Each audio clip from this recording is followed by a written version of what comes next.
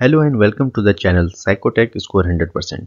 दोस्तों, ये APA style reference citation series का थर्ड वीडियो है। अगर आपने पहले के 2 वीडियोस नहीं देखे हैं तो डिस्क्रिप्शन में आपको उन वीडियोस के लिंक मिल जाएंगे, वहां से जाके आप वीडियोस को देख सकते हैं। तो दोस्तों, लास्ट वीडियो में मैंने डिस्कस किया था APA reference writing for books and reference works, जिसमें हमने देखा था बुक और ई बुक के रेफरेंसेस को कैसे लिखते हैं, डायग्नोस्टिक मैनुअल के रेफरेंसेस को कैसे लिखते हैं, चिल्ड्रंस बुक और इलस्ट्रेटेड बुक रेफरेंसेस को कैसे लिखते हैं, classroom course pack material references को कैसे लिखते हैं और रिलीजियस वर्क रेफरेंसेस को कैसे लिखते हैं। तो पहले के 2 वीडियोस में ऑलरेडी मैंने 2 कैटेगरीज को कवर किया है, पहला पीरियोडिकल्स और दूसरा बुक्स एंड रेफरेंस वर्क्स। इन दोनों के लिए एपीए स्टाइल में रेफरेंसेस को कैसे लिखते हैं ऑलरेडी डिटेल में मैंने बताया हुआ है। आज हम बात करेंगे नेक्स्ट कैटेगरी, जो कि है edited book chapters and entries in reference works. इसमें हम देखेंगे कि इसके अंदर कौन कौन से सब कैटेगरीज हैं और इनके रेफरेंसेस को हम एपीए स्टाइल में कैसे लिखते हैं। तो चलिए स्टार्ट करते हैं और जानते हैं कि इसके अंदर कौन कौन से सब कैटेगरीज होते हैं। तो edited book chapters and entries in reference work के अंदर सबसे पहली कैटेगरी है chapter in an edited book और ई बुक रेफरेंसेस। सेकेंड है dictionary entry references and third है विकिपीडिया एंट्री रेफरेंसेस। तो इन तीनों में देखते हैं एपीए स्टाइल में हम इनके रेफरेंसेस को कैसे लिखते हैं। सबसे पहले हम बात करते हैं chapter in an edited book और ई बुक रेफरेंसेस के बारे में। तो इसमें देखिए आपके सामने एक एग्जांपल दिया हुआ है, इसमें सारे फॉर्मेट वही फॉलो हो रहे हैं जो ऑलरेडी मैं आपको बताता हुआ आ रहा हूँ। मेन जो है वो 4 एलिमेंट्स को आपको ध्यान रखना है। सबसे पहले authors, next element year, then title of the work और उसके बाद सोर्स यानी कि कहाँ पब्लिश हुआ है।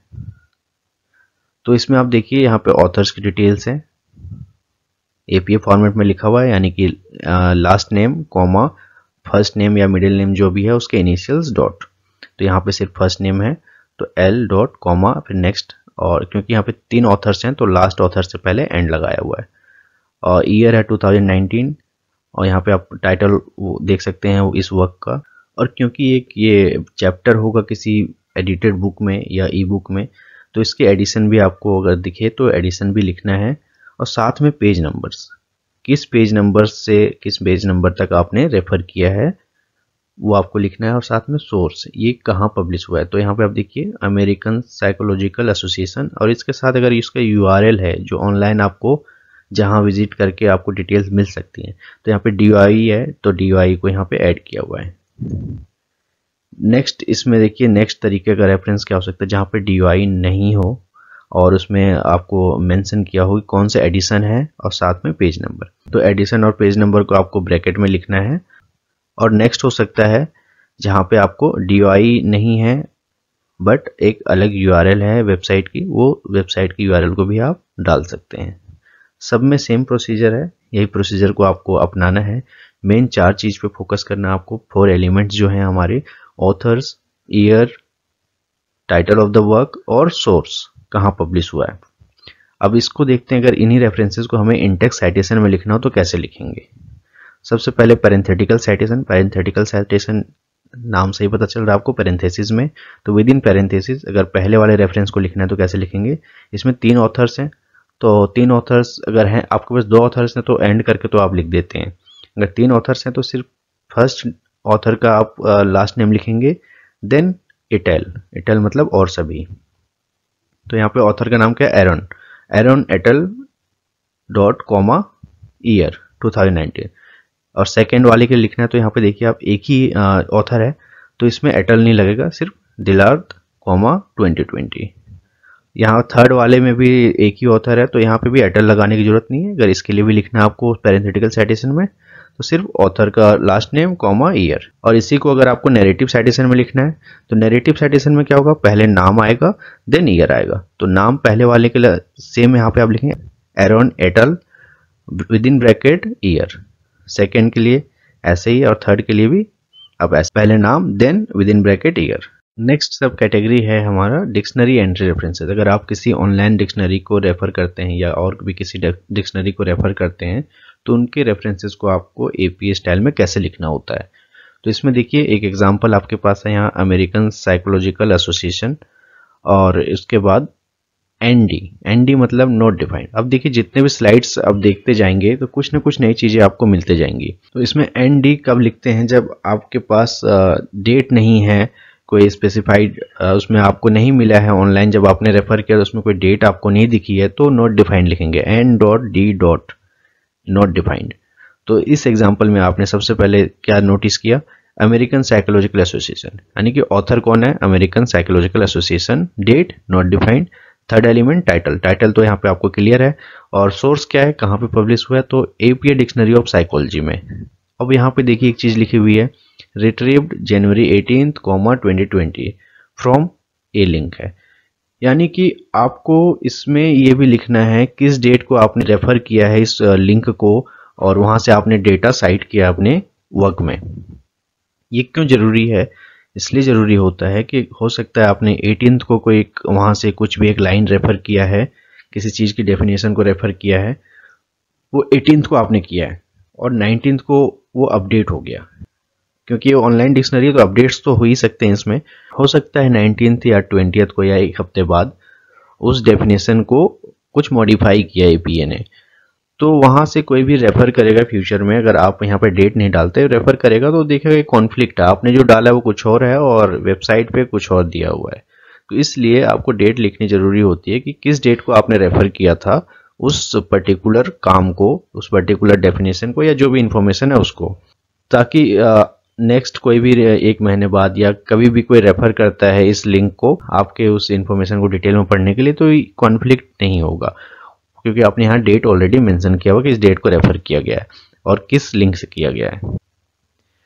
इसी तरीके से नेक्स्ट हो सकता है मरियम वेबस्टर, एक और ऑनलाइन डिक्शनरी है, उससे भी आप रेफर कर सकते हैं। तो यहाँ पे वही लिखेंगे आप ऑथर, देन डेट डिफाइंड नहीं है तो नॉट डिफाइंड, और आप लिखेंगे सिमेंटिक्स, किस लिए रेफर किया आपने, सिमेंटिक्स के आपने डेफिनेशन के लिए रेफर किया है, और कहाँ से, सोर्स क्या है, इन merriam-webster.com डिक्शनरी।